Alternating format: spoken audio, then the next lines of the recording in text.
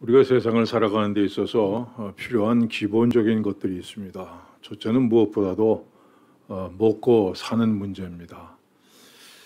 요즘에 한국에 쌀이 남아 돌아서 걱정이라고 하는데 불과 몇십 년 전만 해도 상상할 수 없었던 일입니다. 제가 초등학교 다닐 때만 해도 점심 도시락을 못 사오는 친구들이 있었습니다. 그리고 선생님이 도시락에 잡곡이 섞였는지 일일이 다 검사를 했습니다. 그때는 밥 먹다가 혹시 남기는 일이 있으면 농부가 이 쌀 한 톨을 만들기 위해서 얼마나 땀 흘려 애쓰는지 아느냐, 이 설교를 귀에 못이 박히도록 들어야 했습니다. 먹고 사는 것이 중요한 문제입니다. 지금도 전 세계에서 기아에 시달리는 그런 사람들이 참 많이 있습니다. 근데 먹고 사는 문제가 해결되자 이번에는 건강이 문제입니다. 곳곳에 헬스클럽, 건강검진센터가 성황을 누리고 있습니다. 대한민국 모든 국민이 운동하러 나섰습니다. 우리나라는 참 이상해요. 누군가 하면 다 하는 그런 경향이 있습니다. 그래서 온 국민이 운동하러 나서서 스포츠 레저 산업이 엄청나게 발전을 했습니다. 건강하게 사는 것도 중요한 문제죠. 그 다음에 중요한 문제는 교육 문제입니다. 특별히 우리나라 부모들은 아이들 공부시키는데 아주 목숨을 겁니다. 덕분에 우리 아이들은 전 세계에서 가장 바쁜 아이들이 됐습니다. 새벽에 별 보고 나가서 별 보면서 들어오는 그런 아이들이 됐죠. 집집마다 아이들 공부시키는 것이 큰 문제입니다. 요즘 여러분은 머릿속에 이 사업 문제, 직장 문제 때문에 복잡할 것입니다. 저같이 돈 버는 거하고는 아무 상관없는 사람도 경제 문제, 또 경제 단어 이런 거를 알 정도가 됐으니까 참 많은 어려움을 겪었습니다. 앞으로 어떻게 될는지, 더 좋아질런지 더 나빠질런지 아무도 알 수 없습니다. 이렇게 우리는 매일매일 아침에 눈을 뜨면 염려와 걱정하면서 하루를 살아가고 있습니다. 자, 그런데 성경을 읽어보면 하나님께서는 이런 문제에 대해서 전혀 관심이 없으신 것 같습니다. 우린 당장 먹고 사는 일이 걱정인데 하나님께서는 목숨을 위하여 무엇을 먹을까, 무엇을 마실까, 몸을 위하여 무엇을 입을까 염려하지 말라, 이렇게 말씀하시죠. 우리는 내일 당장 어떤 일이 벌어질까 걱정인데 내일 일을 염려하지 말라. 내일 일은 내일이 염려할 것이고 한날 괴로움은 그날로 족하니라 말씀하시죠. 이 사업과 직장 때문에 걱정하고 있는데 성경은 너희 염려를 다 주께 맡기라. 이는 그가 너희를 돌보심이라, 이렇게 말씀하고 있습니다. 도대체 하나님은 우리가 걱정하는 문제에 대해서 전혀 관심이 없으신 것 같습니다. 자, 그러면 정말 하나님께서 우리가 당면한 문제에 관심이 없으십니까? 결코 그렇지 않습니다. 하나님은 누구보다도 우리가 당장 먹고 사는 문제에 관심이 있으십니다. 하나님께 사람을 창조하실 때 먹을 것도 같이 주셨습니다. 하나님께서 내가 온 지면에 씨 맺는 채소와 씨 가진 맺는 모든 나무를 너희에게 주노니 너희의 먹을 거리가 될지라. 사람을 창조하신 동시에 먹을 것도 주셨습니다. 또 노아 홍수 이후에도 모든 산 동물은 너희의 먹을 것이 될지라. 채소같이 내가 이것을 다 너에게 주노라 말씀하셨습니다. 자, 홍수가 지나고 나니까는 당장에 곡식이 자랄 수 없습니다. 그러니까 하나님께서 동물을 우리에게 먹을 것 주셨습니다. 하나님은 우리가 먹을 양식에 대해서 누구보다도 걱정하시는 분입니다. 그러나 하나님은 우리가 먹고 사는 문제에 너무 매달려서 영적인 문제를 잊어서는 안 된다고 말씀합니다. 여러분, 사람은 뭐에 관심을 두느냐에 따라서 그 삶이 아주 달라집니다. 예를 들면 음악 듣는 것을 좋아하는 사람은 돈만 생기면 보다 성능이 좋은 오디오를 사는데 관심이 있습니다. 부인은 생활비가 없다고 아우성인데 남편은 야 이번에 스피커 좋은 게 나왔다던데 그거 어떤 걸로 바꿀까 이렇게 궁리하고 앉아 있습니다. 여러분 마찬가지로 우리가 이 세상에서 먹고 사는 일에만 관심을 두고 살면 영적인 문제를 생각할 겨를이 없습니다. 한 끼 먹을 양식 해결되면 그것으로 만족하지 않고 두 끼 먹을 양식, 한 달 먹을 양식, 1년 먹을 양식, 나중에는 자손 대대로 먹고 살 양식을 걱정합니다. 내 영혼의 문제는 관심이 없습니다. 그래서 하나님께서 먹고 사는 문제에 너무 걱정하지 말라. 먹고 사는 문제에 너무 지나치게 매달려서 영혼의 문제를 놓치는 일이 없도록 하라. 이렇게 말씀하십니다. 자, 오늘 본문에도 예수님께서 무리들이 먹을 양식을 가장 먼저 걱정하시는 모습이 기록되어 있습니다. 자, 하루는 예수님께서 말씀을 전하시는데 5,000명이나 되는 사람들이 예수님의 말씀을 듣기 위해서 모였습니다. 어느덧 날은 저물어 오고 하루 종일 말씀을 듣던 사람들은 배가 몹시 고팠을 겁니다. 그래서 예수님께서 빌립을 불러서 말씀하십니다. 우리가 어디서 떡을 사서 이 사람들을 먹이겠느냐. 자, 이 말씀을 들은 빌립은 아마 상당히 놀랐을 겁니다.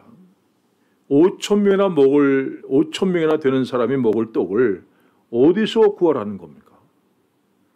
갑자기 그것도 저녁 시간에 500명도 아니고 5,000명이 먹을 떡을 구한다는 것은 그건 불가능한 일입니다.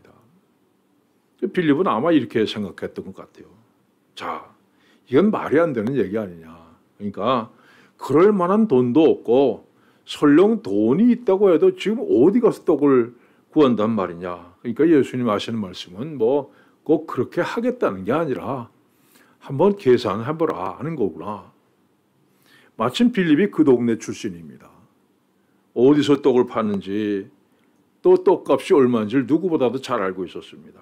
누구보다 정확하게 계산했습니다.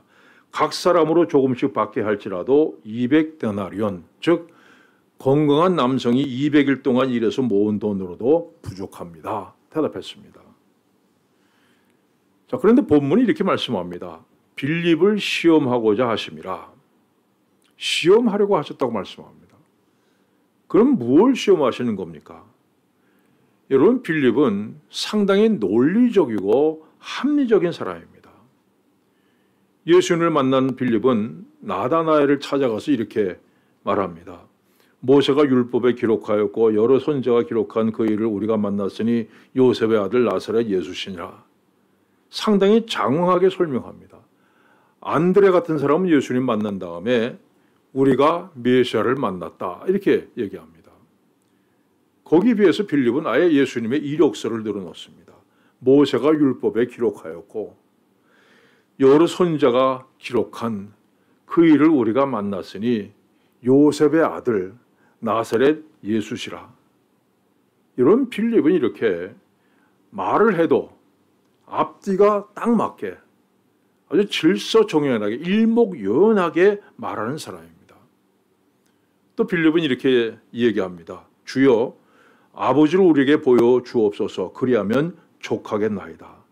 이 족하다고 하는 단어는요, 충분하다, 만족한다는 얘기입니다. 하나님을 말로 듣는 것으로는 충분하지 않고 눈으로 보야만 만족하겠다.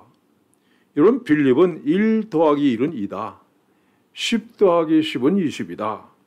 아주 정확하고도 논리적인 사고방식을 갖고 있었습니다. 그래서 하나님에 대해서 말로 듣는 것은 50% 만족할 수 없다. 눈으로 보아야만 100% 만족할 수 있다고 생각합니다. 5,000명을 먹이려면 200데나리온이 필요하다는 것이 빌립의 합리적인 사고방식입니다. 그래서 예수님은 빌립에게 우리가 어디서 떡을 사서 이 사람들을 모이겠느냐 물으십니다. 너는 논리적으로 계산해보고는 안 된다고, 이런 일은 불가능하다고 생각하지만 믿음은 논리가 다가 아니다. 믿음은 합리적인 계산이 아니다. 믿음이란 하나님의 능력을 믿는 것이다. 이걸 가르쳐주기 위해서 빌립을 시험하신 겁니다. 이렇게 예수님께서 빌립을 시험하고 계실 때 이번엔 안드레가 등장합니다. 제자 중 하나 곧 시몬 베드로의 형제 안드레가 예수께 여짜오되 여기 한 아이가 있어 보리떡 5개와 물고기 2마리를 가지고 있나이다. 그러나 그것이 이 많은 사람에게 얼마나 되겠사옵나이까. 지금 5천 명이 굶주리고 있는데 떡 5개하고 물고기 2마리를 들고 왔습니다.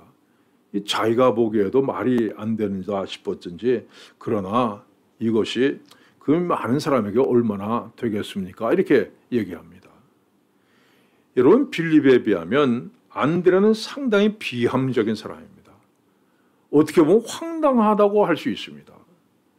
하루는 시몬과 안드레가 그물을 던져 고기를 잡고 있었습니다. 예수님께서 나타나셔서 나를 따라오라. 내가 너희를 사람 낚는 어부가 되게 하리라. 이렇게 말씀하시니까 그들이 보인 반응이 어떻습니까? 그들이 곧 그물을 버려두고 예수를 따르니라. 지금 바다에 던져져 있는 그물을 그들은 버려두고 예수님을 따라갔습니다. 주님을 따르겠습니다마는 이거 하던 거 좀 마저 하고 그물이나 좀 건져놓고 따라가겠습니다. 하지 않았습니다. 그냥 그물을 바다에 던져놓은 채 예수님을 따라합니다. 안드레는 정말 대책이 안 서는 사람입니다. 자, 여러분이 머릿속에 한번 그림을 그려보십시오. 예수님께서 산 위에 계십니다. 산 아래에는 5천 명이나 되는 사람이 장사진을 치고 있습니다. 우리가 어디서 떡을 사서 이 사람들을 모이겠느냐? 예수님께서 물으십니다. 그런데 이때 안드레가 보리떡 5개하고 물고기 2마리가 들어있는 도시락을 가지고 옵니다. 그리고는 이것으로 어떻게 안 될까요? 안 되겠죠? 그렇죠. 저도 안 될 줄 알았습니다. 하면서 뒤통수 걸고 있는 모습을 한번 상상해 보십시오. 이 화가들이 오병이어를 그린 거 보면 상당히 모험스럽게 그려놨는데 사실 보리떡은 아주 형편없는 문색입니다. 또 어린아이 크게 입에 쏙 들어가는 아주 작은 크기입니다.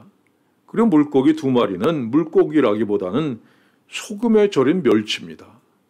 그 보리떡을 먹다가 목이 메일 때 반찬으로 먹는 겁니다.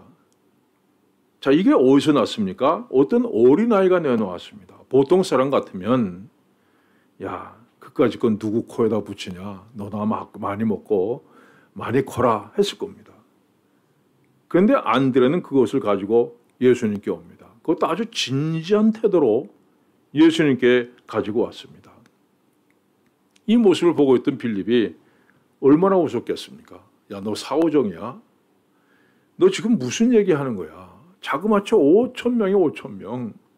근데 겨우 그거 가지고 뭘 어쩌자는 거야? 하면서 비웃었을 겁니다. 여러분, 그런데 예수님께서는 빌립의 합리적인 방법을 택하지 않으시고 안드레의 어리석은 방법을 택하셨습니다. 어린아이 도시락을 받아든 예수님께서 제자들에게 이 사람들로 앉게 하라 말씀하셨습니다. 같은 내용이 기록된 마가복음에는 제자들에게 명하사 그 모든 사람으로 떼를 지어 푸른 잔디 위에 앉게 하시니 때로 100명씩 또는 50명씩 앉은지라 말씀했습니다. 사람들 100명씩 50명씩 이렇게 앉게 했다 말씀합니다. 여러분 생각해 보세요. 아마 5천 명 전부를 5천 명을 전부 짝을 지어서 앉게 만들려면 몇 시간쯤 걸렸겠습니까? 아마 상당히 많은 시간이 걸렸을 거예요. 그러면 제자들이 이 사람들을 짝지어 앉게 하면서 속으로 무슨 생각했을까요?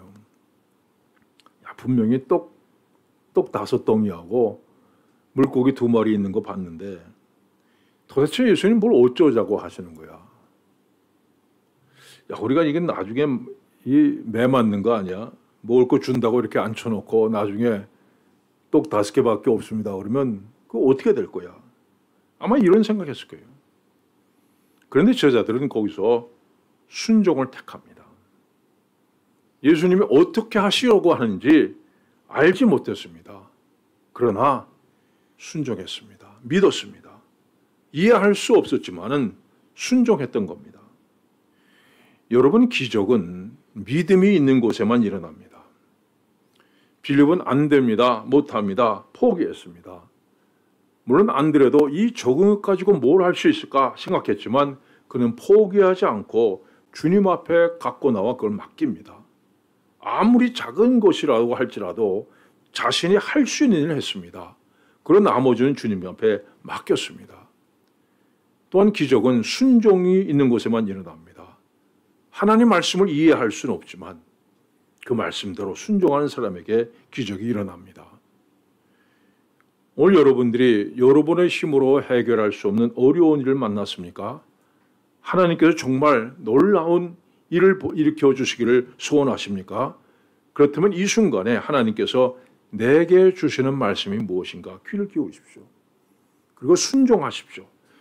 이해되지 않아도 순종해 보십시오. 하나님께 도와주시고 은혜를 베풀어 주시고 놀라운 일들을 일으켜 주실 것을 믿습니다. 또 우리가 여기서 한 가지 생각할 것이 있습니다. 왜 하필 어린아이 도시락입니까? 5,000명이나 되는 어른들이 모였다면 거기에 분명히 도시락 싸갖고 온 어른들도 있었을 거예요. 만약 어떤 어른이 자기 도시락 내놨다면 그것은 어린아이 도시락보다는 훨씬 양이 많았을 겁니다. 근데 오늘 본문은 굳이 한 어린아이의 도시락이라는 것을 등장시킵니다. 그 이유가 뭡니까? 여러분, 그것은 하나님께서는 가장 작은 것, 가장 보잘것없는 것을 통해서 놀라운 일을 이루신다는 겁니다. 하나님께서는 80세에 늙고 초라한 목동, 손에 든 것이라고는 지팡이 하나밖에 없는 모세를 통해서 홍해를 가르는 기적을 이루셨습니다. 다윗이라고 하는 자그마한 소년의 손에 들려있는 돌멩이 하나로 골리앗을 쓰러뜨리는 기적을 일으키십니다. 하나님께서 가난한 과부의 손에 들려있는 동전 2닙을 사용하셔서 오늘까지 교회 역사를 통해서 수많은 성도들이 하나님 앞에 헌신하게 만드는 기적을 이루셨습니다. 가장 작은 것으로 가장 놀라운 일을 이루십니다. 미국의 드와이트 무디라고 하는 유명한 전도자가 있습니다. 4살 때 아버지가 돌아가셔서 가정 형편이 어려워서 초등학교밖에는 다니지 못했습니다. 그래서 설교를 하다가 철자와 문법을 틀리게 말하는 일이 많았습니다. 더구나 당시엔 마이크가 없던 시대 아닙니까? 힘껏 소리 지르면서 설교를 하니까 이 말이 꼬이는 경우가 많았습니다. 하루는 3,000명쯤 되는 사람들 앞에서 설교를 하고 내려왔는데 어떤 대학 교수가 다가와서 이렇게 말했습니다. 선생님, 오늘 참 은혜 많이 받았습니다. 좋은 말씀 많이 들었습니다. 그런데 선생님 잘 몰라서 그렇게 했지만 영문법적으로 틀린 말이 16군데 있었습니다. 그래서 무디가 웃으면서 이렇게 말했습니다. 아마 잘못 세신 것 같습니다. 그보다는 훨씬 더 많이 틀렸을 겁니다. 저 원래 배우지 못했거든요. 하지만 저는 그 지식을 가지고 하나님 말씀을 지금 전하기 위해서 힘쓰고 있습니다. 근데 당신은 그 많은 지식을 가지고 하나님을 위해서 한 일이 도대체 무엇입니까? 사랑하는 여러분, 우리는 지혜도 부족하고 능력도 부족합니다. 그럼에도 하나님께서 우리에게 때로 어려운 문제를 주시는 것은 그 문제를 통해서 우리가 하나님을 믿고 의지하고 순종하는 것을 배우기 원하시기 때문입니다. 빌립처럼 계산만 하고는 이건 안 됩니다. 할 수 없습니다. 하는 것이 아니라 안드레처럼 주님, 제가 가진 것이 이것밖에 되지 않습니다.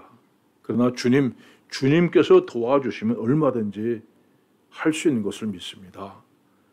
대답할 수 있는 여러분들 되시길 축원합니다. 기도하겠습니다. 하나님 아버지, 우리는 참 많은 경우에 안 됩니다. 할 수 없습니다. 이 합리적인 사고로 하나님의 능력을 제한할 때가 참 많이 있습니다. 믿음보다는 합리적이고 논리적인 사고가 앞서서 하나님이 하시는 일을 오히려 방해할 때도 있었습니다.